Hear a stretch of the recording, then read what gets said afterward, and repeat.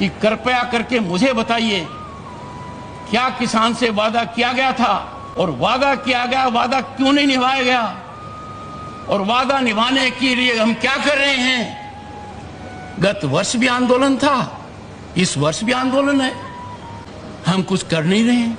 सच्चाई ये है कि जगदीप धनखड़ जी शारीरिक रूप से अस्वस्थ नहीं, राजनीतिक रूप से अस्वस्थ हो गए थे, क्योंकि वो पिछले कुछ समय से किसानों की बात कर रहे थे, देश की बात कर रहे थे, संविधान की बात कर रहे थे, जिससे भारतीय जनता पार्टी का स्वास्थ्य खराब हो रहा था।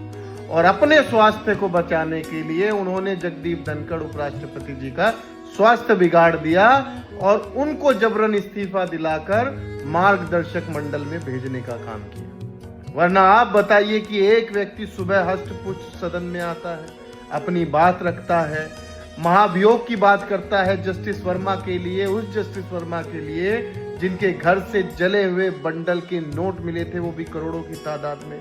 अचानक 4 बजे उनकी तबीयत बिगड़ती है और वो सीधा इस्तीफा दे देते हैं। एक देश का उपराष्ट्रपति इतनी जल्दी इस्तीफे का फैसला ले लेता है कि आपको ये बात बड़ी हल्की नजर आती है। वरना सोचने वाली बात यह है कि जिस जस्टिस वर्मा के घर से करोड़ों की तादाद में जले हुए नोट मिले थे, उस जस्टिस वर्मा के खिलाफ महाभियोग लाने के कुछ घंटे बाद ही अचानक उपराष्ट्रपति जी की तबीयत बिगड़ती है और उनको इस्तीफा देना पड़ता है। वो एक दो दिन की छुट्टी पे नहीं जाते, वो हमेशा के लिए छुट्टी पर चले जाते हैं, क्योंकि सदन में लगभग 3 बजे विपक्षी दल और कांग्रेस के नेता जयराम रमेश जी उपराष्ट्रपति जी को एक प्रस्ताव देते हैं जिसमें लिखा होता है कि महाभियोग चलाया जाए जस्टिस वर्मा के खिलाफ, और 4 बजे उपराष्ट्रपति जी उसको एक्सेप्ट भी कर लेते हैं। जैसे ही एक्सेप्ट करते हैं, सरकार को लगता है कि उपराष्ट्रपति जी का स्वास्थ्य खराब हो गया है, इनको लंबी छुट्टी पर चले जाना चाहिए,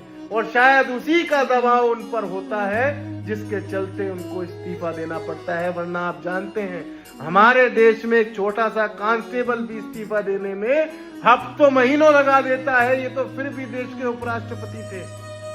सोचिए कितनी गहरी साजिश रही होगी इनके इस्तीफे के पीछे।